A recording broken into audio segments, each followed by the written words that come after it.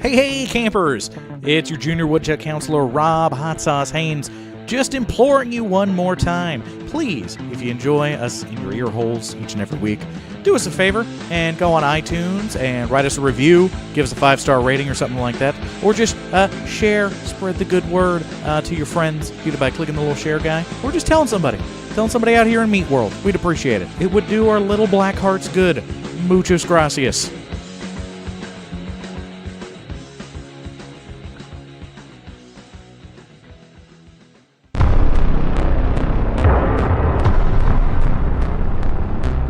Welcome to Letters from Camp Blood, a journey, a review, A ramble through the horror and genre films of our wayward youth. I'm Josh Lewis, And I'm Rob Haynes. Adjust the tracking on your VCR. because now the killing starts.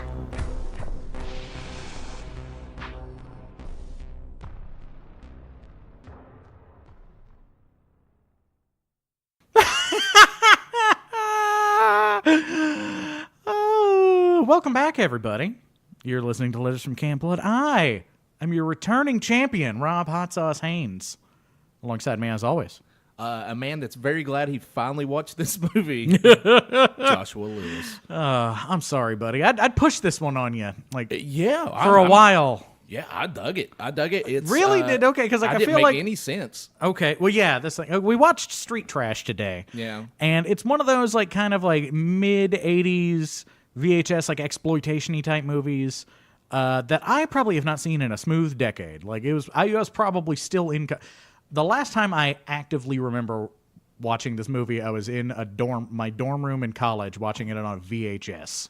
Yeah. Because I still had the DVD VHS combo work. Ooh, Yeah, it was nice. braggart. Yeah, I don't mean to be that guy. But like VHS, like DVD had clearly already taken hold, but I still had a bunch of VHS tapes, so this one was dubbed in there some fucking where. That was the last place I remember trying to show it to somebody, and I think we ended up turning it off and going to do something else. I could see why. I could totally see why. It was a lot longer than I think it needed to be. And it was only like 88 minutes. Was it really? Yeah, Never hold on. mind. I'll get you. I'll get to the actual thing, but yeah, it seemed to drag on. It felt very long, mainly because you mentioned this while we're watching it. A lot of shit had happened, but yet nothing had happened. Nothing like it there. There was no conflict. There was no plot. There was no It's linear just- movement of story. It's a 101 minute of small set pieces, all containing the same characters. Yeah. Like, it's just a little slice of life in this, like, fucked up version of New York, Brooklyn. If they could have made it in vignettes almost, like Yeah. at one point you said, I think I remember this being like the red balloon, except for the story follows Viper, Viper. fortified wine. Yes. Tenafly Viper, 60 years old and gone bad. Yeah. What's even better about it, it gives you the exposition at first. In case you guys are wondering that's never watched Street Trash, it's honestly just about dirty homeless people. Hobos. Insane. Everybody's. Hobos a go-go. Yeah.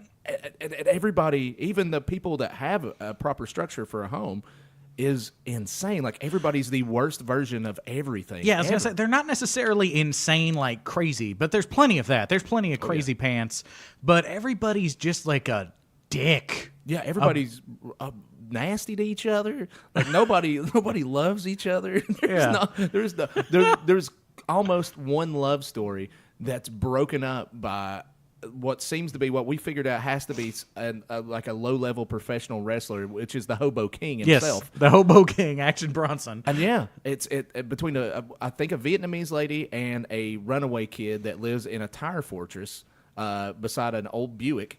Yeah. And she goes down to kiss his belly, to kiss his sweet little belly, and then he kicks in the fucking door and tries to murder him. Yeah. And you know what? I don't know. And even that little like love story between the sweet baby girl Asian lady. We did get we could see boobs in this one. It was nice. It didn't. Did it show her face at the same time? I don't care. Yeah, I don't think that they had body doubles in this. It had to be. Even if it was a body double, I don't care. They were fine. Yeah, they were nice. They were nice. But like before that, like it's that all happens. Like she takes him to the office of the junkyard, presumably to fuck him. And the reason that she does that is because while they're just hanging out in the junkyard, she's not wearing panties. Oh yeah. She's wearing a short skirt. He sees up it a little bit, and his first reaction is, "I'm gonna get a finger up in there." Yeah. Like no, not ask her how her day was. No fucking, can I offer you some hobo stew? They're looking in each other's eyes.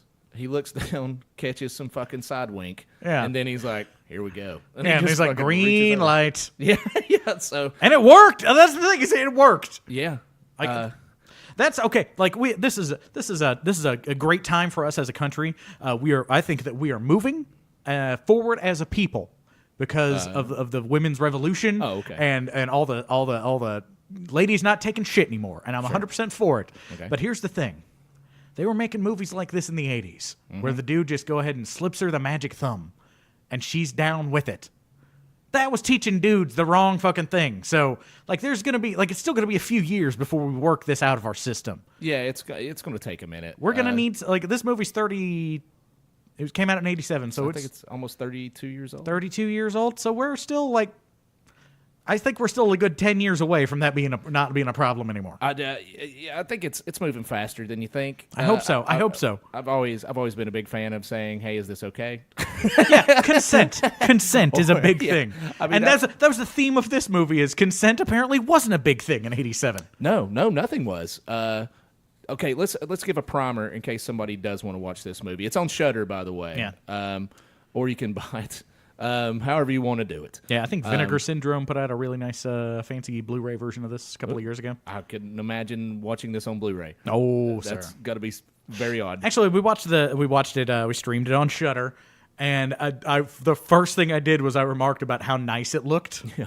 Because I've only accustomed to seeing this on like a VHS, so I just assumed it looked real shitty and it was shot in like 16 millimeter or something like that. No, surprisingly crisp, surprisingly clear, and the guy that directed it, a gentleman by the name of J. Michael Murrow. You'll see his name all over the credits because he did a lot of shit on this movie too. From what I can tell, this might be his only directorial effort, but he co-wrote and directed it, and his day job is he's a Steadicam operator, and then went on to become like a director of photography for James fucking Cameron. Like he ran Steadicam on Dances with Wolves and Terminator 2 and Titanic. And then in his off days, he makes street trash. Just to let you know, guys, there's a duality to all human beings, and this is this is a perfect example of you might see somebody as a scumbag, but inside there's a sacred little heart in there that's yearning to get out. There's the Charles Bukowski poem, if you will, the bluebird. There's a little artist. There's just a little artist. There's a just little. You might see just a piece of shit Steadicam guy, but inside he's making street trash. And the Steadicam in this movie is spot the fuck on. Yeah, he nails it. He definitely uses this.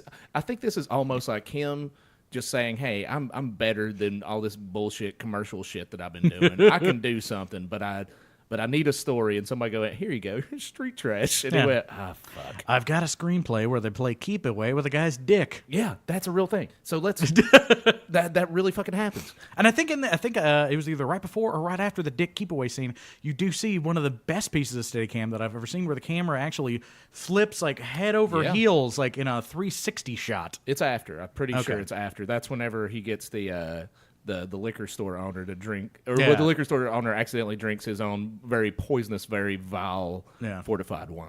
Yeah, that's the thing, is it opens with like the fat liquor store owner opening a hatch in his basement for reasons we do not know. By the way, you forgot the whole fart part. There was a large fart part. So here, I don't mean to get all Joe Bob Briggs on this. No, please. I don't want to give total drive-in totals, but just in case you do want to watch this movie, I want you to know what you're in for, just in case you may be an impressionable youth. Mm-hmm. There is several boobies, mostly very dirty. Yeah, by that I mean with grime. Yes,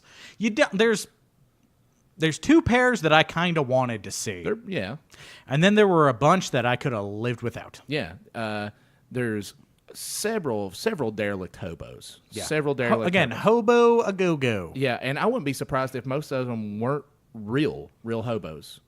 Well, see, my thing about that is like it just seems like they found older character actors, and then just whoever costumed them has only been watching like fucking Red Skelton shows for like less, because like they're wearing like clothes that are clearly have like I just ripped this right there at the collar, and then smeared on dirt, like they just took a handful of dirt and rubbed it in their face. They just got like they put their hand on an ink pad and went, Yep. Yeah, Splotch, it's splotch. some of the makeup, like the creature effects makeup, like the melting, looks phenomenal. Oh, yeah. It looks dope as shit. And by the way, we're going to get to that part. Yeah, we'll get there. That's very weird. But like the actual hobo makeup, like this the regular makeup, it looks very Little Rascals. Yeah, you could do it at home. Only thing you have to do is find dirt. Yeah. And then take it and pat it against your face, and then dishevel your hair. And if you don't have hair, put on a disheveled hat. There you go. There you go. You're a hobo. And I'm tell you right now what would piss me off. All these hobos, not Bindle one.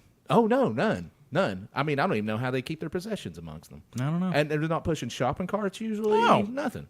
It's very weird. Apparently, I guess these were like the real down and out hobos that didn't even have not a shopping cart to live out of. Yeah. So you have several hobos. You have a ton of racism. There's a lot of racism. And it's almost beautiful in like how wide the racism is, because like everybody gets a little, like it's almost not racist at the end of the day. Yeah, there's a Vietnam vet that has a nightmare or flashback, if you will, but it's mostly a nightmare that all the Viet Cong coming for him are vampires. Yeah. And they're all wearing not your normal rice paddy hat, but very sombrero-esque. One that did look a lot like sombrero. Yeah, and that was very odd. I think that's one of the few groups they didn't make fun of were Latinos. Yeah, that's one of the few ones. Blacks they got pretty good. They just didn't have time. Yeah, they just like I said, like you said, the running time was only 100 minutes. Yeah. So yeah, they skewer the blacks pretty good. Couple Jewish references in there. Yep. A black guy does get to call a lady an old cracker ass honky and a snitch. I'm trying to think of another one. Everybody's very mean to homeless people. Yes. Extremely mean. There's except for that one gangster's girlfriend who fucks one of them. But there is that too. Oh yeah, that's another thing about this. I think I got the racist part. Yeah. Well, that's the Italians. Oh yeah, and then they have the Italians. Then they make fun of the Italians pretty good too. Then we got to move on to they very very much disrespect women, and there's one gang rape. Yes, one major gang rape that kills a lady, very Laura Palmer-esque. Yes. She washes up later. There's a necrophilia, which I don't know if that's rape, but that's in there. To the same lady, by the way. She can't catch a break. Yeah. And then there is I guess the same guy that does the necrophilia also gets on the Asian lady, and he's a very, very portly man, very stout, if you will. He lays on top of her until he comes in his pants. And there you have that. Yeah. Like every bit of that happens. We're not sure if that's rape per se, but I know it shouldn't happen. Yeah, it's definitely not something for the workplace. No, not safe for work. None of this is safe for work. By the way, normally we don't go through the plot anyway in any kind of sequential order, but it wouldn't matter if we did. Yeah, I wish we fucking could. Yeah, this makes no sense. The scene opens, the whole movie opens up with you have a very lovable hobo that this is also taking place in the mid 80s, but he's dressed very Grapes of Wrath. Yeah. He's just getting out of the Dust Bowl. And he just left a Hooverville. Yes, it's very pre-FEMA, so it was still shitty. Yeah. So he's following a guy into the liquor store so he can sneak in there. Yeah, he's sneaking. A guy is like in the back alley of a liquor store that owns the joint, and this hobo follows him in. The like snag a bottle of booze. Yeah. And the guy, as he's like going through his inventory, right before he snags the bottle of booze, the shop owner, I guess, or the worker or whatever, just bends over and just farts right in his fucking face. Yeah. And just blows ass right in his nice, fucking nice fucking C note. Yeah. Just was like one of those catch this and paint it yellow moments that we've all experienced. And then after that, you have a wild chase. Yeah, there's a chase scene, like almost Benny Hill-esque, because he sees him take like a half pint of fucking cheap vodka, and he's running after him, and then it causes a car wreck. Yeah, there's a fucking car wreck. He gets slung into a trash truck. Yeah, like a trash compactor style truck. And then the guy that was the liquor store owner, because he's fat, of course, gets out of breath. But then the guy that was in the car wreck starts chasing the hobo because he caused a car wreck. Like it was the whole thing. Like you really could have been and it would have been fine. You wouldn't have missed a beat. Yeah, and it's New York City in the 80s, so they just have it predicated to the rest of the world that everybody in New York City hates each other. Yes. And they are so mad that they don't even notice when people are just laying on the street dying. And that may be true. I don't know. If you're from New York City and you want to contact us at Blood Camper on Twitter. How many corpses did you step over today? Yeah, just to use Twitter. Yeah. But yeah, that's, and I mean, the rest of it's very incoherent. Mm-hmm. There's a lot of set pieces that are. I've said this about a lot of the movies we've done here, where it seems like instead of putting together a screenplay with a beginning and a middle of the end, they just put together a list of shots that they wanted and said, hey, wouldn't that be fucked up? Yeah. And then tried to thread them together. And this is like never been more apparent. Yeah, it's yeah. Because it's like there's three main plots that I can put together. There is what the movie is sold on, which is the melting liquor. Yeah. So there's this liquor named Viper that we were talking about earlier, where the shopkeeper just opens up a false wall and goes, 60 years, I can sell these for $1 a bottle. Yeah. But he pulls up one bottle and it's broken and it looks like it's melted shit. But Yeah. he's still like, whatever. Sure. And again, that's what the movie is mostly sold on and told people, because like even on the front cover is actually a pretty bitchin' painting of a guy who's drank it and is now melting. Because this came out during like the 80s, like when the Melt movie was very big. Like there was this, there was The Stuff. The Stuff was great. What were some of the other ones? Essentially Chud to a certain extent. Chud a little bit, yeah. Any of the movies where like they realized like, oh, we can melt people. That'll be fun. Society, like during the shunt at the end, it was kind of a melt situation. Anyway, it's a melt movie. You fucking melt people. Then there's a side story about like the two brothers fighting each other. The two hobo brothers. The two hobo brothers just living their life. That's all they're trying to do is just live, man. And then they're living under the oppressive rule of the hobo king, who's the crazed Vietnam veteran. And then, like I said, there's a little bit of a love story. The woman who works at the fucking junkyard they all live in. And then there's the gangsters versus the cops. But the cops also hate the hobos for some reason. Presumably they get mixed in because like they found the melted bodies and are like, well, we got to do something. And rather than like track down and figure out why the bodies melted, they're like, we'll just get the hobos out of the fucking... Yeah, if we just get the hobos out of the junkyard, they'll quit melting, or at least they'll melt in another jurisdiction. Yeah, this whole movie is nothing more than just a very dirty, very racist, very inappropriate cartoon Heathcliff. It's like a live action Heathcliff, where it's just him, and the junkyard cats, and they're just going around. Yeah, because they're all basically feral cats. Yeah. They're just kind of doing their own thing, getting in mischief, and there's always a guy like, get out of here, you fucking hobos. Yeah. There's always somebody shaking their fist. Yeah, it's constant. Yeah. So, I guess we start with the fucking melting, because there's two, like, the Viper liquor that the guy finds and is selling to hobos for $1. It melts two people at the beginning of the movie. And then you don't really hear anything about it for a while. No, it's an afterthought, really. Until, like, the last act when one of the brothers decides, you know what, fuck it, I've had a hard day, I'm going to go get another bottle of this. And then it starts melting other people again. There's a whole fucking movie in the middle, or there could be a whole movie in the middle, but they just said, fuck, to hell with it. Yeah, I really thought we were going to see more liquor. Well, I guess at the end we do get to see a lot of liquor-related At the end, they realize they can weaponize it. Yes, that's true. Because the one brother, once he realizes that this is a liquor that melts people, he tricks his hobo enemy into drinking it. Yeah, okay. So the shop owner brings out all this liquor. Mm-hmm. He sells it for $1. By the way, this liquor store is only frequented. Only by hobos. Yeah, only by hobos. Why does he even have any other liquor besides $1 a bottle of liquor? Well, I don't know. Because, here's the thing. Is like he eventually gets his comeuppance because he comes wandering out of the store melting. Presumably, he took a drink off of the fucking Viper melt liquor.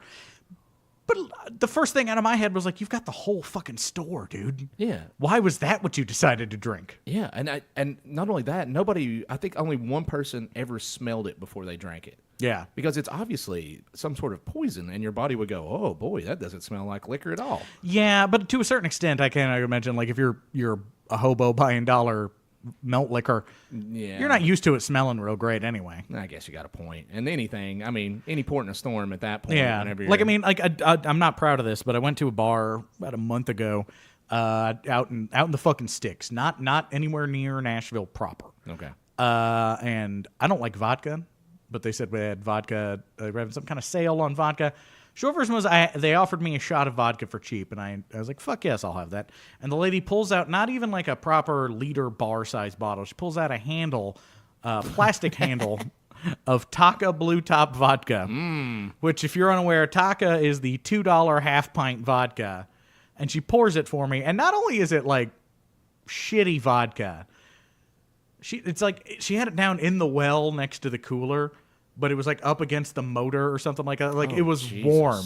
It was like not even room temperature. It had been heated ever so slightly. Oh, my God. And I shot it, and I almost threw it up. I almost spat it back out. My body almost rejected it like a fucking baboon heart. What if they were just making it there? Wouldn't have shocked me. Wouldn't have shocked me. I would not be surprised at all to go, because it was like kind of a shitty kind of a biker bar. Yeah. Like, if I just went out back and they've got like the empty handles of fucking Taka, and they're just pouring like bleach or fucking. I think they're just sweeping up the peanuts and shit. Yeah. I hope that floors in tonight and be like, put some sugar and water in those Yeah. and boil it so we can make some more liquor out of it. Yeah, make a little toilet wine.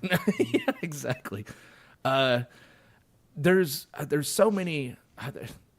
There's not any subtle intricacies in this movie, but there's so much shit that happens and still nothing happens. There is no story. There is no real plot that gets driven. Yeah, so it's really warping my mind to. Once again, they've got the A, B, and C stories. Yeah, but none of them go anywhere. No, not a single time. Here, I'm just going to jump towards the end. Jump towards the end. The Hobo King, he gets real mad. Oh. Well, let's talk about the cop. See, I'm starting to do it. It's leaching into me now. Yeah, where I don't know where to start or where to end or any of that stuff. So there's cops trying to figure out why all these hobos are melting. And by the way, whenever they melt, they just don't like go like the Nazis' face on Raiders of the Lost Ark. No, they're each one is different. Each one is very. Each one's a little different. Yeah. The first one, he goes into a bombed out building, a literal bombed out building. And he sits down on a toilet. Yeah, take a load off. And he takes him a big swig, and then he turns into enamel paint. Yeah. There's a lot of different colored enamel paint that comes out of his body until just a melted face is in a toilet bowl. Yeah, and I think that's why he was sitting on the toilet. So again, they wanted that shot of a melted hobo falling down a toilet. Oh, and did they get it? Yes. And so did we. Yeah. The next hobo. And at that point, frankly, you can go ahead and turn this movie off.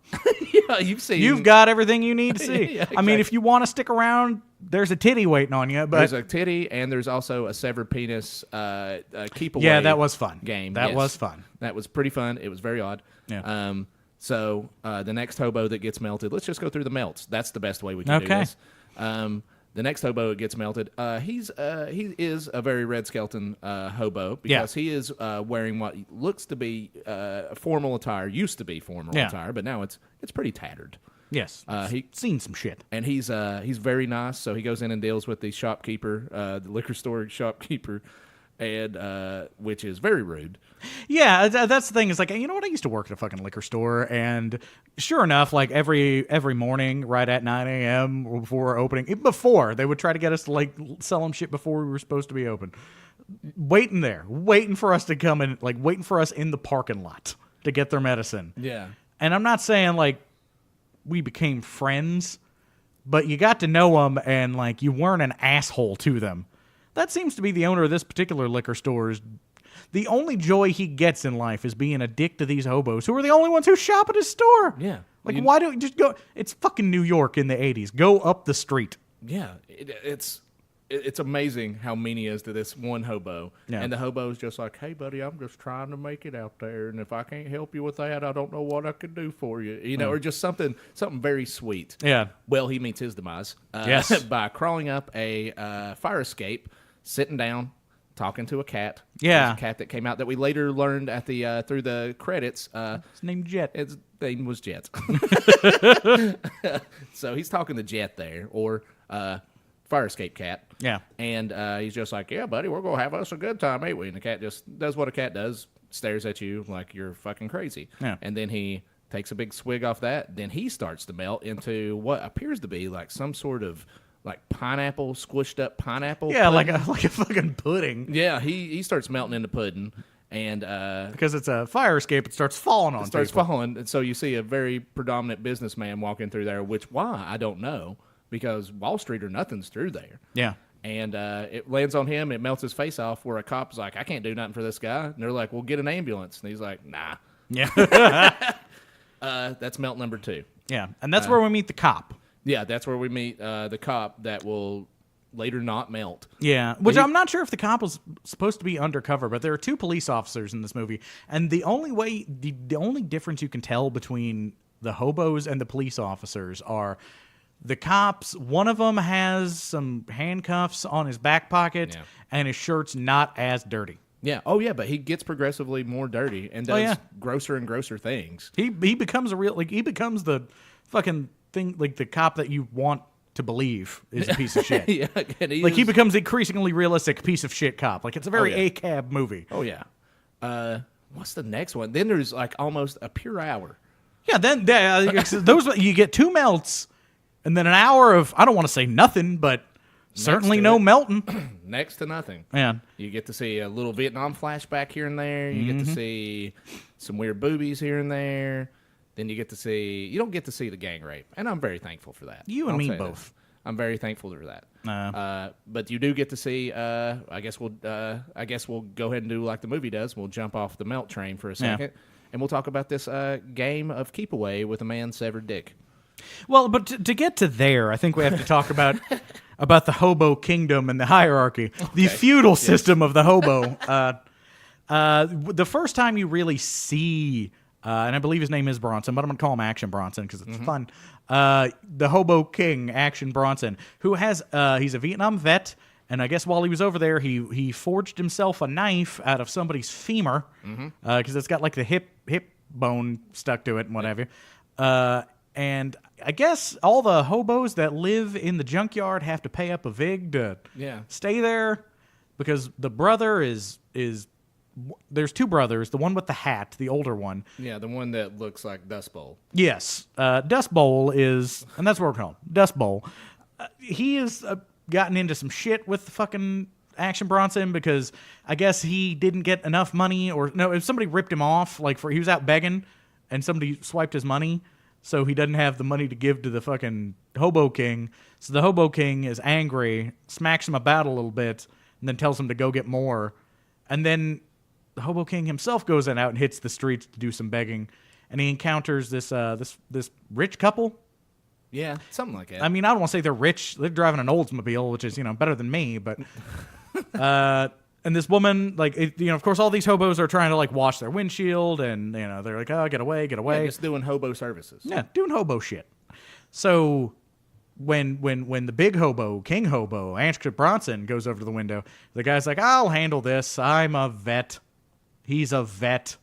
And starts telling about how he's like a reservist, and on the weekends he gets to shoot the big cavalry gun. I wasn't paying that much attention. Yeah, there's not much to know. But he was trying to talk shop with the fucking king of the hobos, who's got a fucking femur knife, visible, in a holster.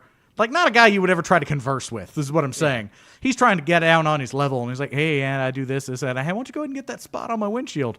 And the Action Bronson takes offense to this, calls the guy a weekend warrior, then pulls him out of the car, and then shoves him through his own windshield and kills him. Yeah. Nothing ever happens after that. No. Yeah. Then he goes back and sits on his fucking tire throne. Yeah. That's basically it. There's a lot of, wow, I wondered where this is going to lead, and they go, well, nowhere. Turns out, nowhere. Absolutely nowhere. So on top of the food chain is Action Bronson. Yeah. He has a very wacky, would you call her girlfriend? I'd call her a girlfriend, yeah. I Sure. mean, I don't know what else. Girl seems like a stretch. Yeah. This broad is weathered. Yeah, she's very weathered. She's definitely been in that junkyard for a while. It's Yeah. the whole junkyard kingdom here. But she's earned her spot there. Yeah, she's definitely taking one for the team. And then you have some right-hand men, I guess you would say. Yeah, flunkies, toadies. And none of them really matter. Yeah, they're just kind of there. They're just kind of there, and you see them occasionally. And then you get down to, let's get down to the brothers. You have The two brothers. You have the one that they purely got him because he was young and good looking. Yeah, And they pony boy, let's call him. Very much a pony boy. And he just has a little bit of dirt smeared on him, so you'll know he is homeless. Yeah. And then you have Dust Bowl, which is his, I guess, older brother. And they live in a tire fort. They have built up a fort of tires.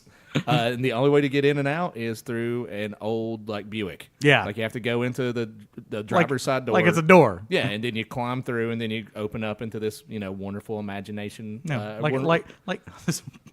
Sorry. Imaginative land. Yeah, no, go ahead. Go ahead. No, I thought you were going to Willy Wonka. This wonderful imagination. Yeah, but it's really just a lot of pictures of old porno books. Yeah, it's just it's a tire igloo. Yeah, that's held together with a paper mache of old pornography. Yeah, that's basically it. There's a lot of that in the background here. It's just people. The whole set designer just had a stack of stroke books and just went, just hanging these up before my wife finds them. Yep. And that's basically all the pictures in the background are of scantily clad or naked women. Exactly, which makes it even weirder because I said this is a junkyard, and there are two people that seem to work at this junkyard. There's a bunch of people working at the junkyard. Probably too many people working at the junkyard. Way too many. But there's a bunch of guys that are like dock workers that move shit around, presumably. And then there's the big fat guy that owns it, and then there's the hot Asian lady that not only is she probably too attractive to be working at this junkyard, she's also dressed like in that kind of Asian punk, or not Asian, 80s punk, fucking kind of slutty. Maybe not so much that, but she's definitely dressing. She's definitely showing off her goods. Yeah, well, she's wearing like a loose shirt with a lot of sleeve and leather skirt and like a fucking studded belt, which is not something you would wear to work. I don't think. Studded belt, lots of makeup on. Yeah. Very teased up, boofed up hair, which indicative of the times. Like she was fucking desperately trying out to be in that Scandal the Warrior video. Yes, I am the war. And she also wears high heels everywhere. Yeah. Which, I mean, dress for the job you want, not the one you job got. you got, yeah. Yeah, that's what she was obviously doing. So that's a little bit outside the hobo Yeah, hierarchy. yeah. This is where they touch. Yeah, that's the fringe. Yeah. And then you have the guy that was that had the suspenders on, the portly dude. Yes, yes. Have him, portly guy. Then you have the black gentleman that gas mask. wears a gas mask everywhere, which is very scary to just have a homeless person walk up on you with a gas mask and be like, "Hey, can I wash your windows?" I'd be like, "I'm driving over you." It's like, absolutely not. Absolutely not. And why are you wearing that? And do I need to roll up my window? Yeah. It's like, are we, has it happened? Has Yeah. the event happened? Yeah. Are we in the wasteland? And then Tell me of Max. Has he gone mad? And then there's a hobo that dresses kind of like Fred Rogers. Yeah. And he's very mean, and he always wants money off of Dust Bowl. Yeah. And For no real reason. Yeah, I mean, I'm sure I get why you got to pay the fucking hobo king. Yeah. Well, there's a pecking order here, but like, why exactly are we fucking? Yeah, why? I mean, did he borrow some money? I don't know. I'm sure it told, and we just didn't care. I'm not even sure so much as it didn't care. Like, there's a lot of parts that are like where you can't really make out the audio. Oh yeah, the audio's shit. Yeah. So it just sounds like they're just having fucking and they've also I will give this movie credit. They have got the crazy hobo fucking cadence down. Absolutely. Like if you it's a tragedy, but if you ever had to hang out with like a homeless person, what? Not that you had to hang out is the tragedy. There are a lot of people that live on the street that are not quite. They are desperate need of some mental health care. Sure. Okay. And because of that, if you ever get yourself talking to one of them, they say a lot of crazy things, but they also say it in a very odd rhythm. Like it'll be very, very fast. Left turn, very, very fast. Left turn, and they nail that, especially like the gas mask hobo. I don't think he might have been an actor. I think he's like out there living that life. He may have been. How many hobos have you hung out with? I don't see how that's relevant. I think it's just for fun. Man, I used to work downtown. I used to work downtown, and like what would happen was, like, I was a bouncer on 2nd Avenue during the early 2000s, in the mid 2000s, and it was before they'd cleaned up a lot of the fucking, certainly before they started gentrifying a lot of downtown and whatever. So there was Downtown Nashville. Downtown Nashville, sorry. So like there were a lot of hobos and stuff, and one of the things that we would have to do is we would have to walk the waitresses to their cars, which would mean we'd have to cross some rough areas by the river. So yeah, you'd get to know a lot of the hobos. They would come up to the door and like ask for food or leftovers and shit like that. And like I would always get like the free. This was the era of the free cigarette guy. Cigarette companies would come down to bars and stuff like that, and they'd send people out, and they'd be like, "Hey, do you smoke? Can I scan your driver's license? And if you let me do that, I'll give you a pack of smokes." Now it's all like, if they do it at all, it's like, here's a lighter or a fucking phone case. No, they give you or a coupon. They give you a coupon. Yeah, fuck that noise. They gave you a coupon. Like the last time I encountered one, they gave me a coupon that allowed me to go to the bar to get a pack of cigarettes for $2 instead of $9. Yeah, well, they do that where you just go to the gas station. Oh, and yeah. get 'em. Yeah, Okay. Well, anyway, this is back when they were actually giving you cigarettes, and I would pull this trick because I was a bouncer. We would, if you tried to pass fake ID, we would hang on to it, and then usually about once every other week, this guy from the ABC board would come around and collect them from us. But what I would do is I'd let them scan my license, and then I'd also scan all the fucking fake licenses. Oh, cool. So I would come out of there like With a carton of smoke. Yeah, like a carton of fucking smokes. So I always had cigarettes laying around more than I would ever smoke. Like in course of day. So I would fucking hand them out to the fucking hobos. So now I have a hobo army. That's what I was going to say. So now, at that time, you were the hobo king. I was the hobo king. Wow. Yeah. What power? That wasn't much of my power. It was very like, look, if you see me walking somebody back to the car, don't fuck with me, please. Here's a pack of menthols. Yeah. So like I would talk to him. I'd hang out with him for a minute. Like, here, fucking hang out by the back door. It's on 1st Avenue, between 1st Avenue and the river. So there's nothing to do except talk to a hobo and smoke. So I got to know a few of them. Did you have a fave? Yeah, there's this one guy, I always called him fucking Combat Shock, because Oh, cool. he was a real big dude. He was out of his goddamn mind. But he was the scariest of the hobos, because he would start fights with people. Like, he'd start fights with tourists. He'd start fights with other hobos. Like, he was out of his goddamn mind. And he always had a flak jacket on that I don't know. Flak jacket? Yeah, like an actual vest, camouflage with, like, shit on it. And I don't know if he was ever in the service, but he had that flak jacket. And eventually he got himself a helmet, like from a surplus store or something. And he would just wander around downtown terrorizing people. But he would leave me alone because I'd give him cigarettes. Well, and I'd like to think that if I ever did get into a scuffle that I couldn't handle, Combat Shock would have had in my back. I think we just learned a lesson. If you're good to people, good will happen to you. That's, again, don't be a dick. Don't be the people in this movie. Yeah, because every one of them were just shitty to each other. Yeah. Super shitty. Give your free cigarettes away. So we went through the hierarchy of the hobos. Yeah. And we've learned a little something about you. Former hobo king. Retired hobo king. I can't get the dick keep away scene out of my head. No, okay, well then that's about it. Yeah, that's there's other parts of the story, but again, because they're commingled, I think we can jump to the dick scene at this point. Well, okay, there's two things. Okay. That I guess also need to happen for some reason. Dust Bowl is wandering around town. He meets this lady. Oh, yeah. Outside of like an Italian restaurant. Yeah. It's obviously, or we find out later, owned by a gangster. Yeah, and the most stereotypical fucking gangster on the planet. Yes. And this lady comes His out. name was Guido the Spaghetti. Then Yeah. I wouldn't be surprised. His thing, like his name is actually on his driver's license, just a picture of mozzarella cheese. Like just fucking mozzarella parmesan. Yeah. But she's again, she's dressed again 90s high class, or not 90s, 80s high class hot. Yes. But she's a looker. She's attractive, big hair. And she's also puking her brains out. Yeah. There's 2 or 3 people. So what you're saying? My type. Yeah, exactly. A good woman. Well, she's obviously like she's intoxicated beyond repair. Yeah. She runs into Dust Bowl, and apparently she's feeling frisky because like she's like trying to fuck anybody, and then she finds Dust Bowl.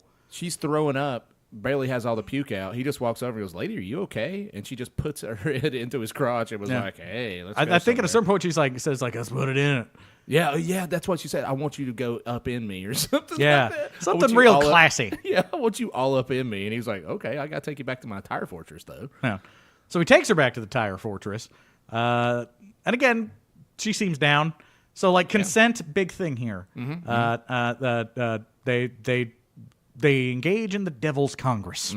And heavily, too. I mean, it was like a screaming match. Yeah. And like they were fighting. here's something, until you watch this movie, you'll probably never know, is that if you live in a tire fortress, it has plenty of holes in it. And not just windows. I mean, there's just holes. Gaping holes. It's made out of things with a giant hole in it. Yes, and so while they're throwing down, Yeah. they're pressing on each other like moms and dads do. Yeah.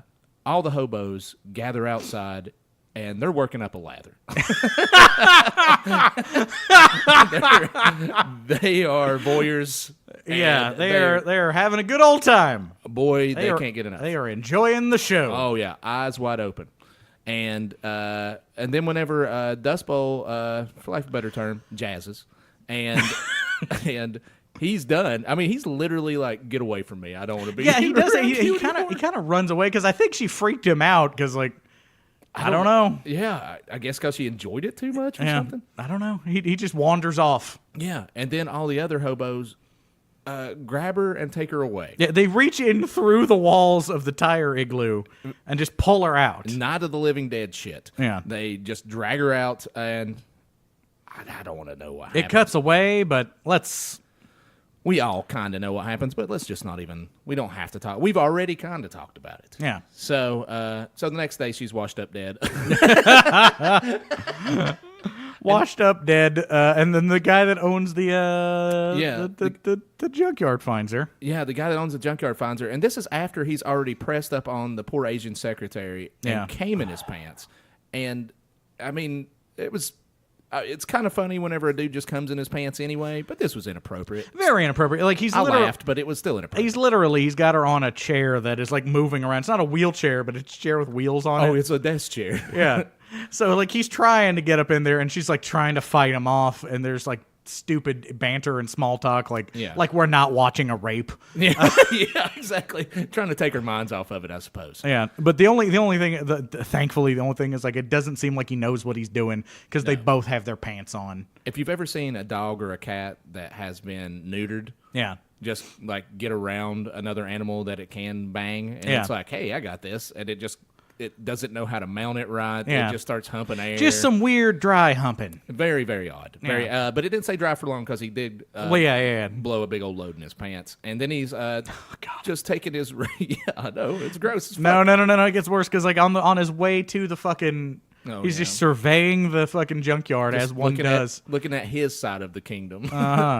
He's on his way. He has yet to discover the fucking... the corpse of this lady. Yes.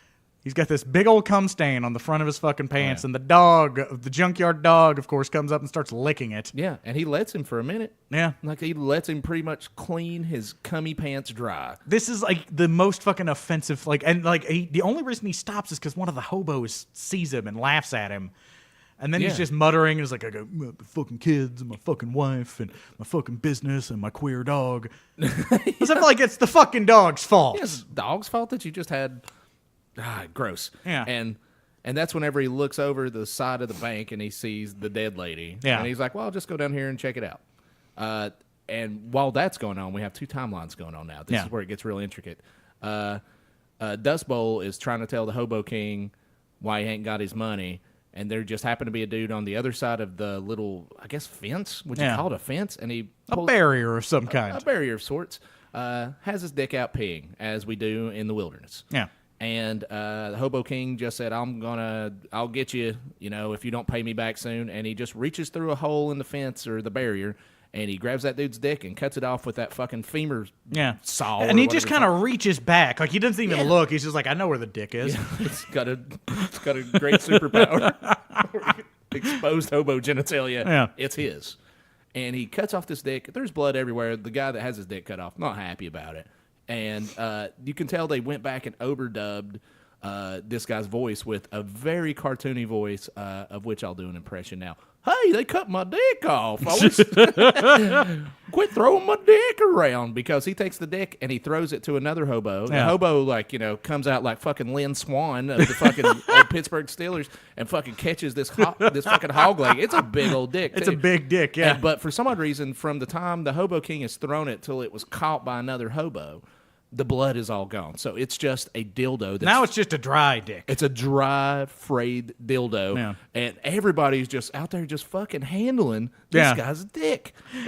It's so weird. It's literally a game of fucking keep away that they're playing with this guy's dick. The guy just keeps running around like, help, my dick. I got to put it on ice. And the thing is, there's a lot of hero action shots of this dick flying through the air, which I don't want. I want to get the Blu-ray for this for several reasons. And I pray to God, I don't want to hear the fucking director's commentary. Fuck that noise. This guy made a poor film. You know whose opinion I want to hear? Is that second unit B operator who had to go out and film all that flying dick footage. Yeah, while the main cast is off melting people, he's it's him and two other guys and a dildo. And they're throwing it up in the air and being like, did you get the shot that time, Tom? No, you're going to have to do it again. Do it again. It went too left. Here we go again into the pretty. Oh, it's getting ready to rain, so we got continuity issues. I didn't see the helmet. Got to do it again. And that keeps on going until the guy gets his dick back. Yeah, and then which I thought almost looked realistic. He goes up to get in a cab, and the cab driver just looked back and went, "Get the fuck out of my fucking cab!" and just drove off, leaving that guy literally dick in hand. Well, he's homeless, so at a certain point, it was I understand you're just trying to get the fuck out of there, or maybe go to the hospital. Do you think I'll just pay this driver with this dick? It's Bellevue, please. That'll be $9. Will you accept my cock? Yeah, boink. It's a nice one. Yeah, so there's the majority of the film. That's a huge chunk of the movie. That is literally the majority of the film. Yeah, and. So anyway, the only other thing we got to do is the woman that got the drunk lady that fucked the Dust Bowl was gang raped, and then her corpse was raped. Yes. Eventually, the cops find her. Oh yeah. And there's an awkward scene where, because they find her, or I don't know if he reports it or whatever, but they know that she's dead. They know it's the gangster's girlfriend. They know she was found in the fucking junkyard. Because the cop that is apparently anti-hobo but never wears a uniform comes by and tells the guy that owns the place that, look, found all these people. Cop kills one of the fucking the gangsters, one of the henchmen in the fucking junkyard. Yeah, so it wasn't made totally clear to me, but I did Days Off a few times, and then we did start talking a few times during this film, that the gangster that owns the Italian restaurant where the lady was thrown up that would eventually wash up dead. Yeah. I guess he put a hit out on any hobos in the junkyard, I guess, because Dust Bowl's in there peeing. Yeah, because he assumed that it was a hobo that killed her. Yeah, this is a whole hobo conspiracy. Yeah. And so he sends a hitman out, very very sharp dressed man to be in a junkyard. And and then that's what his beef is the cop wants to get rid of the hobos, but so does the gangster. Yeah. But, so rather than working together. Yeah, so the cop's kind of hey, we got to do this by the letter of the law, which he never follows. Yeah, no, especially when he kills this guy. Yeah. So the hobo Dust Bowl is in there peeing. The other guy pulls a gun on him. They run out here, Benny Hill again. And then the cop's over there hey, wouldn't you rather, the hitman puts the gun to the cop. Yeah. I'll just kill this fucking cop. Who cares? Yeah. And the cop goes, hey, wouldn't you rather die in combat? Which makes I don't even know what that's supposed to mean. I don't either. So he puts the gun up and they just fist fight. Yeah. They fist fight a whole bunch until the cop beats him to death. He beats a man to death, drags him into the bathroom, throws his head in the fucking urinal, and then sticks his finger down his throat and makes him vomits on him, and pukes on his fucking head. I got nothing. That made no sense at all. Again, that's just fucking gross to be gross. Yeah. And then as he's wandering out having just murdered a man, that's when he meets the owner, who asked him, was like, so, yeah, did you find that gal? And he's like, yeah, she had semen in her. She was raped. And he's like, oh, can you tell whose semen it is? Ha, ha, ha, ha, ha. Because he's like, oh, I'd fucked a corpse. And and then the fucking cop was like, yeah, well, not with this one, but we do know that the third one in there had syphilis or something like that. Yeah, and he just starts digging at his dick. Yeah. Just starts scratching his balls. So let's go over. There's one more thing at least we can talk about. Mm-hmm. So the black guy that wears the gas mask. The gas mask. Yes, thank you. Mm-hmm. Says, "Hey, I'm going to go get us dinner." Yeah. Fucking Pony Boy helps somebody with pulling parts out of a car and gets $5. Yeah. So Gas Mask takes 3 of them and says he's going to go get them dinner. Barbecue chicken, as a matter of fact. Yeah. And then he goes to a grocery store and just starts shoving food down his pants. And it turns into a fucking Jane's Addiction video all of a sudden. It'd been caught stealing. He just goes in there and he's like, hey, everybody. And they start playing silly music. And he walks into a display of Gatorade or something. At a certain point, it just becomes that cafeteria scene in Animal House. Like he's just shoving stuff down. Like he picks it up, tastes it, and puts it down his pants. Yeah. And he's put, at this point, he has like some paste picante sauce in there that I saw. Yeah, some mustard. Some mustard he put in there. None of it barbecue chicken yet. Yeah. Lots of food products, though. Lots of condiments, really. Yeah. And then he goes over to the display case where they keep all the chicken parts. And he just goes, this will be fun. And he picks up one, I don't know, maybe it's a bunch of drumsticks. I'm not really sure. Picks a tray of chicken, like the little square thing we all know and love. Yeah. And he puts that in his pants. And I was like, well, that'll be enough. And he goes, I better put 3 more. Yeah. Bloop. And he puts because if you're stealing it, why not? Hey, 5-finger discount. Yeah, again, load up. If you're going to get caught ripping off chicken, get caught ripping off a lot of chicken. Yeah, take that, Tyson's Farm. And then he's putting more and more chicken in there to a little old lady walks around the corner and goes, Are you stealing chicken? Are you putting chicken down your pants? And he was like, shut up. Yeah.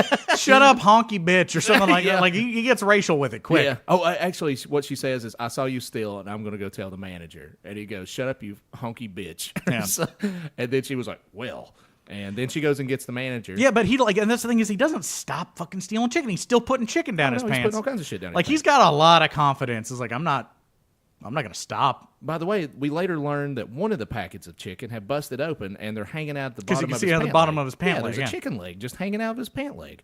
And then the manager comes up, also a black gentleman, and he's like, hey, you've been stealing all this shit. And so then he starts coming at him like he's not black. Yeah. So the manager's getting shit until eventually he just goes, well, fuck this, I'm leaving. And he just leaves. He just leaves. The manager threatens to go get the security guard, so then he does, and he's like, well, fuck this, I'm just getting out of here. To which my response would have been, why didn't you do that when the old lady knocked on you? Yeah, you just brought the security guard. Just walk away. Or they could have brought the security guard and it would all been taken care of there, or he could have just been like, oh, she's telling? Well, fuck it. I'm running. Like, this whole, fucking vignette in the middle is it's its own short film. It was very Because at one point, he's got an old receipt that... Oh, yeah. They never said where it came from, but... No, where it came from was there was a lady walking out of the grocery store, and she had a dog on a leash and a bag of groceries, and the receipt fell. Oh, okay. So he picks up the receipt like, oh, whenever I get caught with all this chicken in my pants... I'm just going to produce this receipt and say, look, I bought this chicken, I've got it in my pants, and now I'm just overlooking your other wares. Yeah, exactly. Now I'm just taking a nice stroll.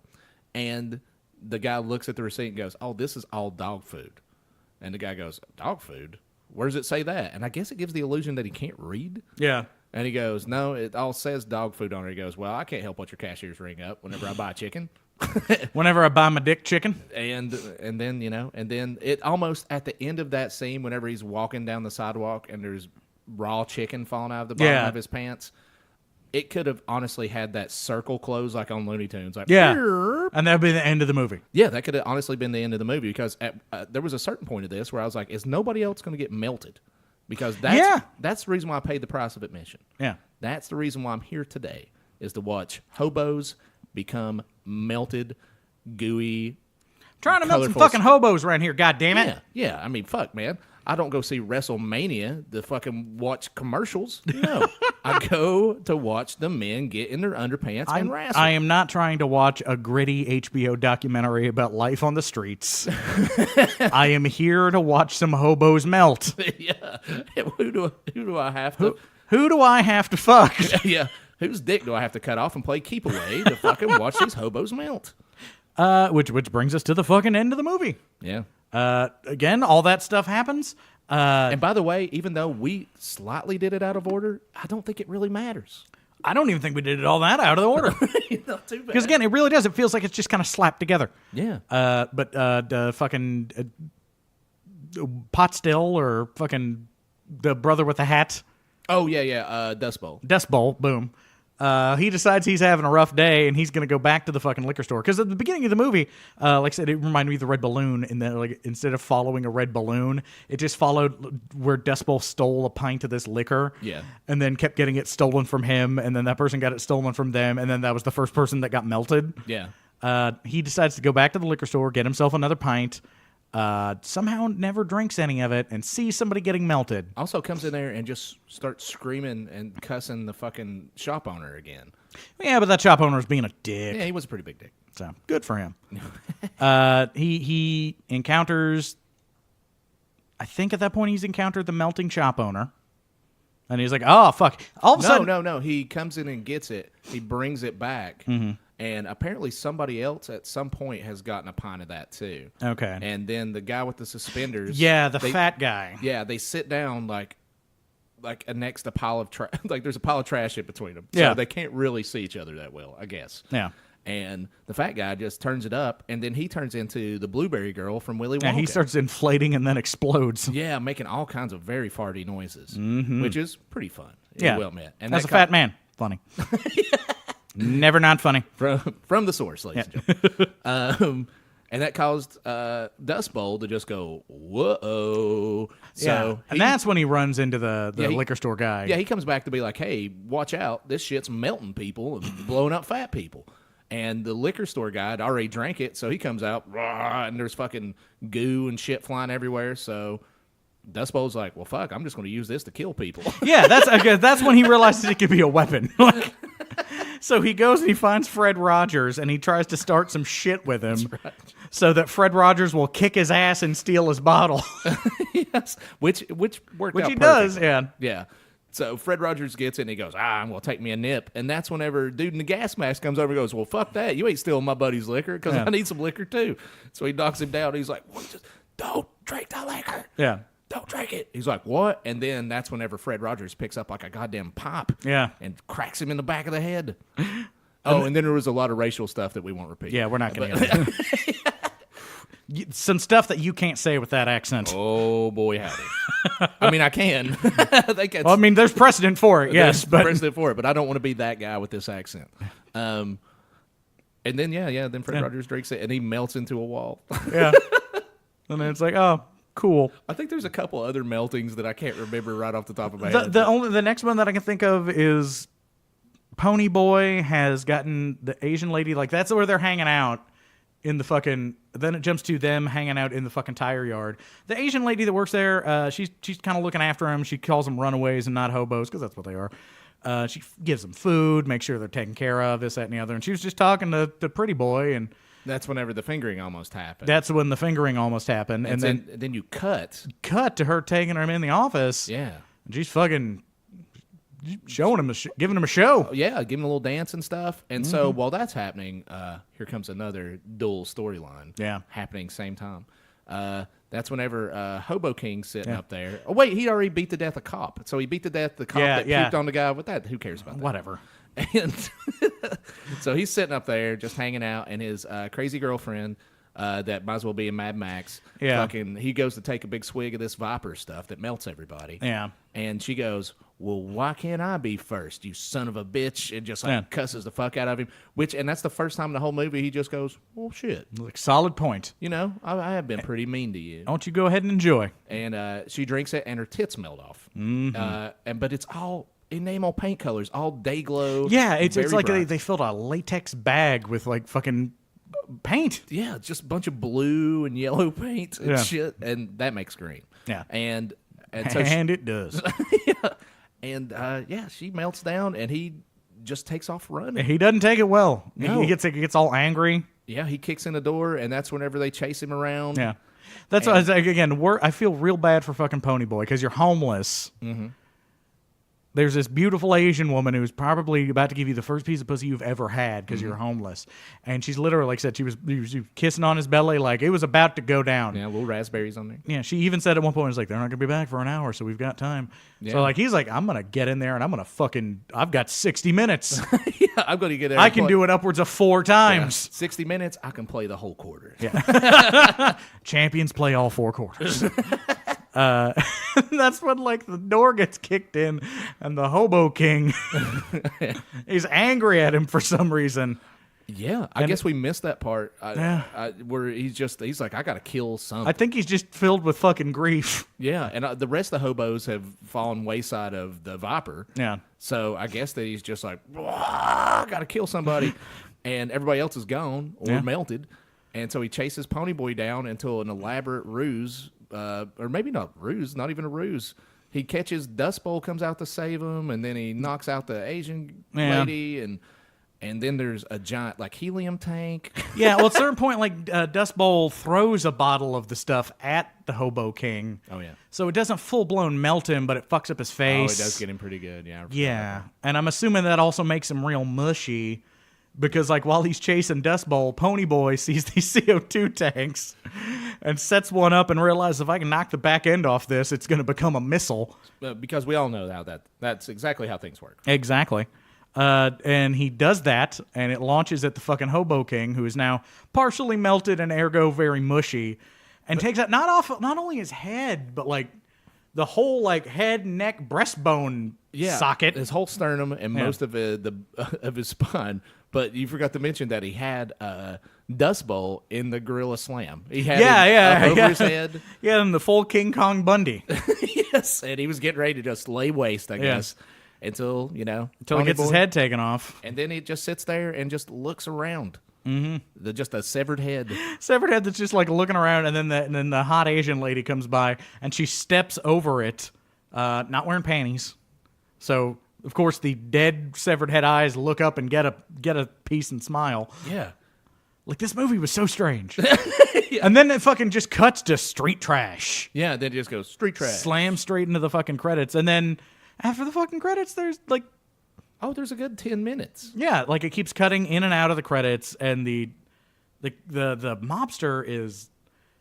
threatening one of his subordinates because he's threatening his door guy at his restaurant or club. Yeah, because he watched Dust Bowl take away the lady that eventually would Laura Palmer up. And didn't do anything. Yeah, that's all it was. That's all. But like while he's threatening to kill this guy and he's being held down and whatever, he reaches into the guy's pocket for some reason. This is where it comes out. Just shoot the fucker. He reaches into his pocket and sees a thing of fucking Viper. And he's like, oh, you've been drinking on the job. I ought to kill all you guys. You didn't notice he was drinking on the job. And he's like, what if this was a gun? And he's like, you know what? I'm just rub it in your face. I'm going to take a swig off your booze. So then you don't see the mobster melt, but you see everybody reacting to it. Yeah, it's very much how I watched Two Girls in One Cup. Yes. Two Girls, One Cup, I've never seen. But you've seen plenty of people seeing it. But I've literally looked it up on YouTube back in the day and watched Joe Rogan watch Two Girls in One Cup, and he started going. And for you guys that didn't know, he used to host a popular NBC show where News Radio. Yeah, that's the one. It was disgusting. It was called Fear Factor, and it was where people would get dared to do gross or scary stuff. And the gross stuff is what you stayed around for. So it was eating a lot of organs and shit. Yeah, I saw penises, a lot of severed animal penises. And the one that got me was there was a girl that tried to eat a martini glass full of earthworms, like giant earthworms, not crawlers if you're from East Tennessee or the surrounding areas of derelicts. And she kept throwing them back up into the glass, and they would try to eat them again. Ugh. And I got a real strong stomach, and I was just like, oh boy, I'm gonna puke. And so Joe Rogan, that dealt with that as an occupation, as a job for a while. A professional at watching disgusting things. He watched Two Girls in One Cup, and he started going, oh, my God, like that. And I went, oh, there's no reason for me to even try it because that's not even 3 minutes in. Yeah. And he's doing that. And I was like, I'm good. there's no reason for me to watch that. Yeah, I've also not seen it. I'm pretty happy with that. Yeah, you should be. I'm happy with that decision. But these guys are watching what's going on the ground. Yeah. This mob boss, and it's very. I don't think this movie was totally meant to be a comedy, but the comedy parts that I think it's campy as fuck, and like Yeah. when they're leaning into it, they're leaning into it. Yeah, real hard. And this one was one of the campier parts. I think that's the reason why they didn't show any horrific special effects. Yeah. Because he was like, oh, my balls. Where's my balls? They're melted. Yeah. Or something like that. I was like, oh, okay. I think this is one of those things like hey, guys, we got 38 more bucks. What do you say we film another scene? Yeah, here we go. And, and that's literally how that movie goes off. Yeah. Again, I feel bad. I feel like I forced this movie on you. Oh, you didn't really force it on me. I even brought it up. I was like, that's street trash. Well, yeah, but I'd been saying, hey, we should watch Street Trash since like season 2, I think. You have brought it up quite a bit. I'm yeah. not going to let you get away with that. And I think the biggest thing of it was like I really wanted to watch it again, but I didn't want to watch it by myself. Well, that makes sense. So yeah. I mean, I've found a way to forgive you for getting me to watch Cannibal Holocaust. I thank you. I talked myself into watching Hellraiser 2, which I realized definitely not at all how I recall it. Yeah, I was gonna say I don't think you really needed that. Like, I mean, Nah, I don't understand why you needed all the coke. No apologies need to be made about that. And this was just a series of vignettes that were all very gross and could never be made again in this modern day. This movie, and I'm glad I watched it. I'm not gonna lie about that. I'm glad I saw it. You're glad that's in your brain now. I'm glad that I'm afraid of roller coasters. I don't like them. But whenever I get off one, I feel like I've conquered it after I quit shaking. Yeah. Same way with this. I liken this movie to if you've ever seen Pink Flamingos, the John Waters movie. Yeah. And then just reading the Wikipedia page while we were watching it, the guy that wrote it said that he went out of his way to make the most patently offensive movie you can, and it kind of feels that way. It does have that element. And Pink Flamingos feels that way too, and I think John Waters was trying to do that same thing. So I look at this as like, this is the John Waters movie if he was straight. Yes, I can. Like if you take all like the queer innuendo and stuff from John Waters and get rid of it, and replace it with fucking bad machismo. Yeah, major machismo. Yeah, if this is a problematic John Waters. Yes, yeah. This is the John Waters that would eventually shoot up a school. Yes, exactly. And like this is the John Waters that would call you a cuck. Yeah, but then he would call you a cunt. Yeah, he would definitely. Yeah, he'd do both. Yeah, he may even string it into a sentence or a sonnet. Indeed. Which I guess, do we want to play? Fuck, Marry, Machete? Goddamn right. I think we can. I know we can. I leave it to you, sir. I could get us there, but we're gonna have to do the intro. America's favorite game sensation, sweeping the nation. Fuck, Marry, Machete. All right. Yeah. All right. Step number one. I am going to fuck the hobo queen. Oh, okay. Yeah, because why not? Yeah, I mean, there's so few options. Yeah, I mean, like I can think of 3 women in the movie, and one of them's a corpse. At least she's alive. Yeah, that's true. I'll fuck her. I'm not going to feel good about it. Yeah. I'm not going to enjoy it. Yeah. Which puts it in that situation like where like the hypothetical argument, if somebody puts a gun to your head and you're a straight guy and says, suck my dick, do you do it real well and try to get it overdone like quickly, or do you fucking do a real half-assed version? Same thing, but eating her box. Yeah. It's gonna be a real soul-searching it's going to be earthy. It's going to be very earthy. Yeah. Irony. And not ironic. I mean, it's like this taste. Flavors of iron. Yes. It's been out there in the junkyard, too, so, I mean. Oh, wow. There's an actual penny in there. That's awesome. Oh, Jesus. If I'm going to marry anybody, I'm going to marry the sweet-hearted Asian gal. Oh. Because she's gorgeous, apparently has very low standards. Yeah. And tremendously low. And a job. So... That's all the 3 things I'm working for. And if I'm going to kill somebody, I am probably going. I know I'm going to kill the fucking junkyard owner. Yeah. Because he's rapey. He fucked a corpse, and if you're paying real close attention to dialogue, the woman that runs that junkyard, his fucking the manager, he's only paying her $125 a week. Oh yeah, that's the Asian lady with the job. Yeah. So yeah, we kill him, and then she can get another job, and we can live happily ever after. She could use her secretarial skills to maybe go up, inside of the better parts of Manhattan. Yeah, go work at IBM like that guy's son. Oh yeah, because he mentions he's a fucking what is it? A custodial engineer. Custodial engineer at IBM, and somebody makes him, isn't that a janitor? He's like, not when it's at IBM. Yeah, he was very much a dunce, and I think at those points that was supposed to be some of the comedic stuff. Some of the comedic stuff came off as him being a raper. Yeah, some of the comedic stuff comes off very not funny, but then some of the stuff that's supposed to be serious, very funny. But I will admit, it was too surreal with the whole dick keep away part. I was like, I know that's supposed to be funny, but it was so surreal that I was just like, God damn. It loops in on itself. Yeah, it really does. The snake starts eating the tail. Mm-hmm. I guess I should go. Here we go. Fuck. If I'm going to fuck somebody, I'll just go fuck the Asian lady. Yeah, she's attractive. I like her. Yeah, she seems nice. She's sweet. She's already, she's... Pillar of the community. Yeah, and she's down there kissing Ponyboy's belly, which, by the way, when she brought her face back, that was real dirt on his belly because the kisses around his belly They were leaving fucking imprints. Yeah, it was very gross. Yeah. And I don't know if I'm into that, but I was into it. See, that's my thing. Is like I'm not blaming her for trying to fuck Ponyboy, but I am saying, it's like, look, shower first. Shower first. What if she in the shower at the very earliest? What if she did like an old 1800s prostitute thing where she put him in a bathtub? She washed him. She washed him real good, and then she was like, "Okay, now you're not disgusting anymore. Let's get it on." Yeah. Ding, ding, ding, ding. I don't think I've seen that scene in a billion movies, and it's supposed to be real sexy. I couldn't pay somebody to wash me. Yeah, especially I don't like back when I had hair. I didn't like it when they would wash your hair before they would cut it. Oh yeah, because I had like long ass like fucking John Bon Jovi cowboy hair. So I'd go in and get it trimmed. I'm and a like, witness to that. I did see it.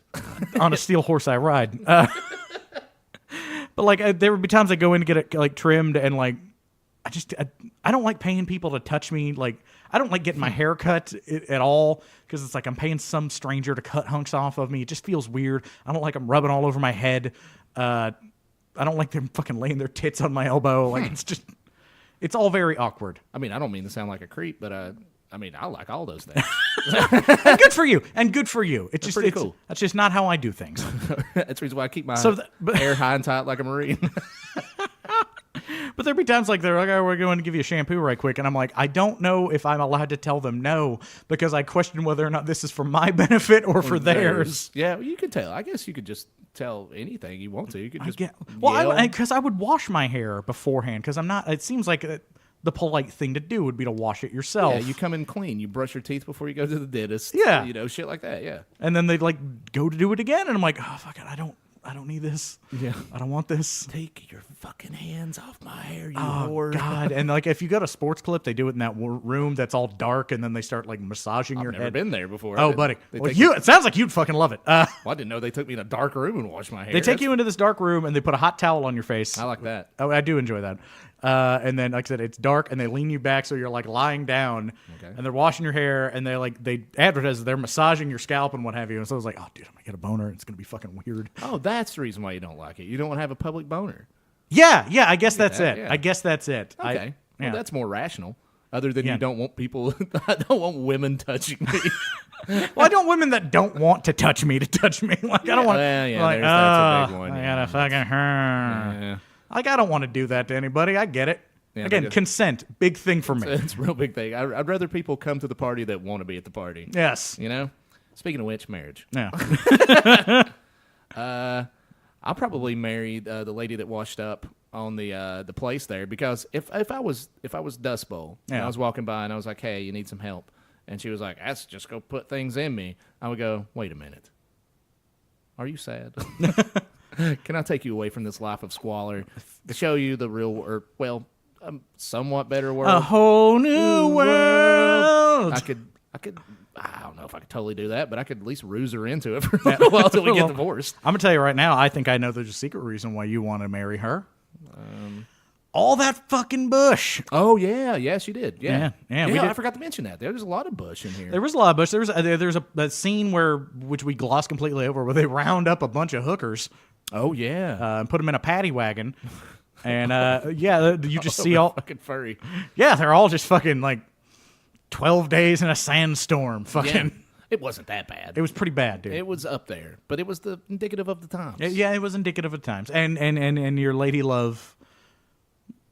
My marriage woman. Yeah, it looked like, man. Do you remember the fucking? Because I know, and I just watched this the other night. Then the Howling 3. Okay. Where that gal had the fucking pocket that she kept her baby in. It was all furry. It looked not unlike that. It wasn't that bad. It wasn't super thick. It just went up so far. Yeah, it went up like all over her body, and that was it crossed it crossed the fucking the panty line. It was a bit much. This one wasn't. She wasn't that bad because she was a high class lady. I almost said a high priced lady. She might have been a high priced lady. I don't know.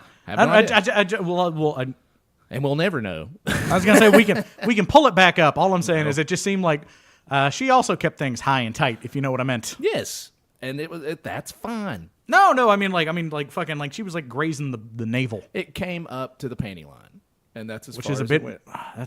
Well, as long as she doesn't pull down, like, if she's like the copper tone girl or something, she's fine. She doesn't have to worry about it. And maybe she just wasn't going to the beach for a little while, so she let stuff go for a minute. Maybe it was winter. Yeah, well, it wasn't obviously, but still. So that's my marriage. Machete, Jesus Christ, who the fuck can I murder? Fucking anybody. I mean. Did anybody survive that didn't? I mean, everybody really at Dust Bowl. I'd fucking kill that dude. This is all his fault. Yeah. Every bit of this is his fault. He's just out there starting shit. He's like sort of the hero. Yeah, and then they make him the hero, which, I mean, that's, the director and writer's fault for that matter. Yeah. But, I mean, he's out there doing terrible stuff. Him bringing her back to the trash palace is the reason why she washed up dead like Laura Palmer. Him stealing a bottle of fucking Vipers, the reason why the first hobo died. Yeah. And then him telling people about the dollar liquor. Yeah, he was going out there preaching the good word of Viper. He must have been wearing a fucking sandwich board. And so, yeah, it's all his fucking fault. So if I could got him at the beginning, say it was my car that he wrecked, that he got me into a car wreck, and I took off running after him, I would have ran him into that trash compactor, trash truck, and then I would slap the back of it, in my mind. That would tell the trash man to crunch him. Better movie. Murder this guy. Yeah. Crunch it up, pal.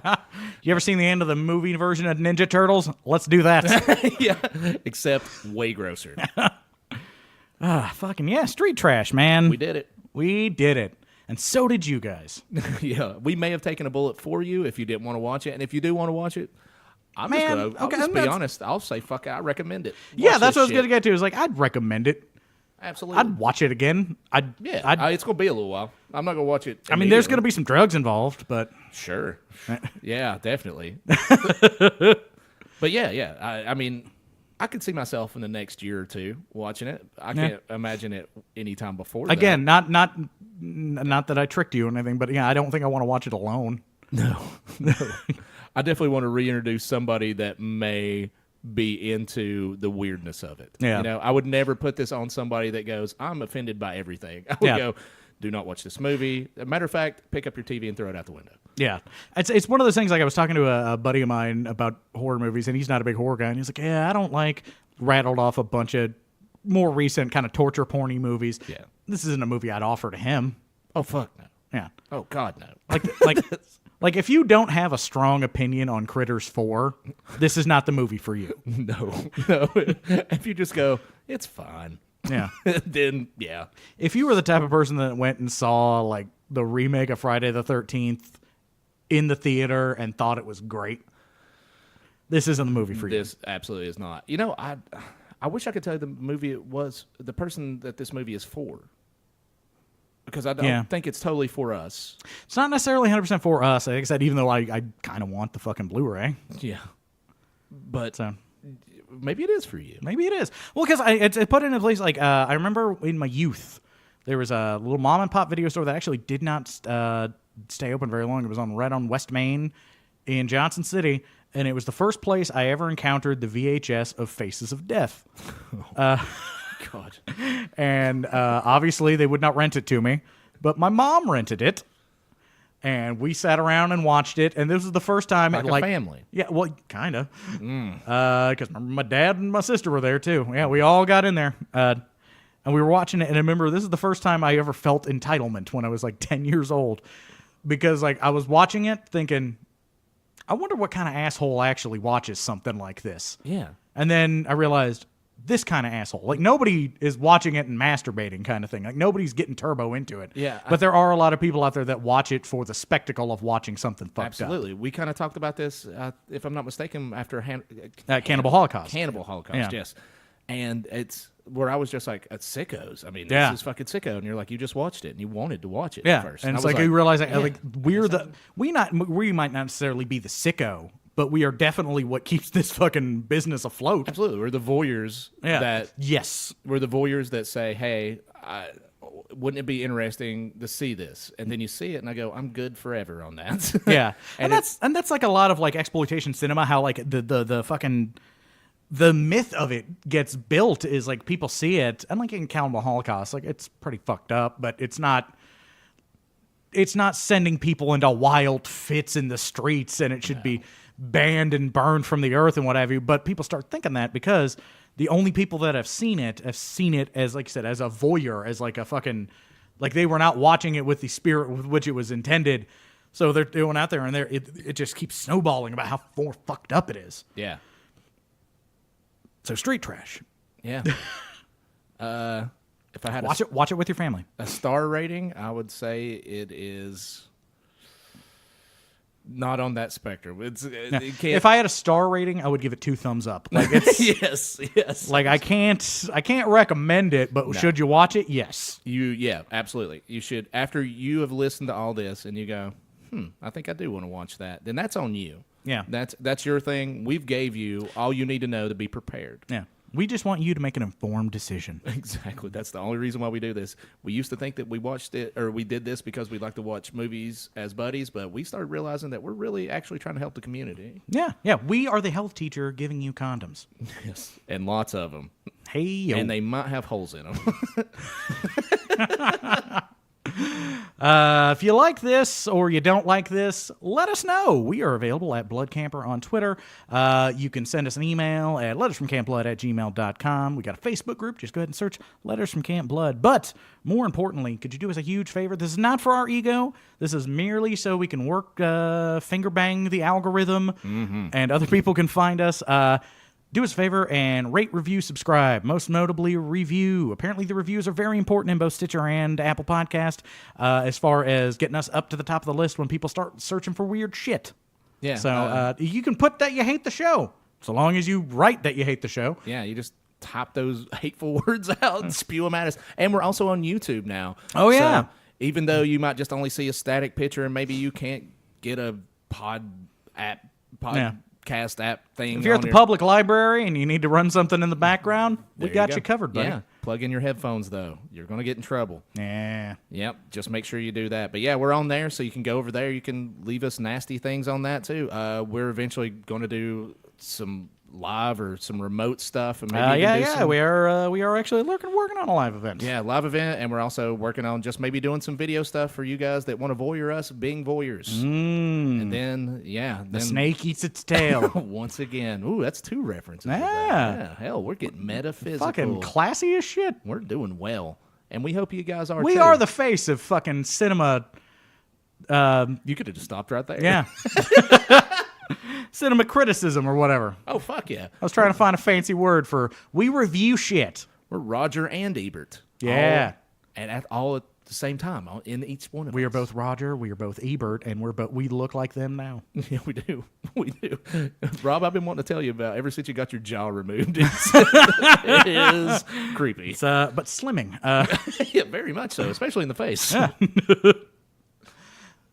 Find us at Blood Camper on Twitter. Yeah. Find us at lettersfromcampblood@gmail.com, at Letters from Camp Blood on the Instagram, and Letters from Camp Blood on the Facebook. No matter how much the Russians are taking us over via Facebook, you can fight back by dropping us a line on Facebook. Or if you want to hang out with us personally, I'm at Rob Haynes on all the other garbage. Yeah. Twitter, Instagram, what have you. My dulcet tones could be up in your ear holes in text form. Ooh. And if you want to hear my gangly voice come at you at all times of the day, you just get on Twitter. Mm-hmm. You get on Facebook. Well, maybe not Facebook. Yeah, you can get on there. And then because I don't check it that much. My Facebook only exists as in so that it just repeats my Twitter. Yeah, basically. So Twitter, Facebook, all Instagram, all that stuff at the Josh from 10. And that's about it. All I have to say to you people. That's about a goddamn show, I say. Yeah, I'm saying we fucking did it.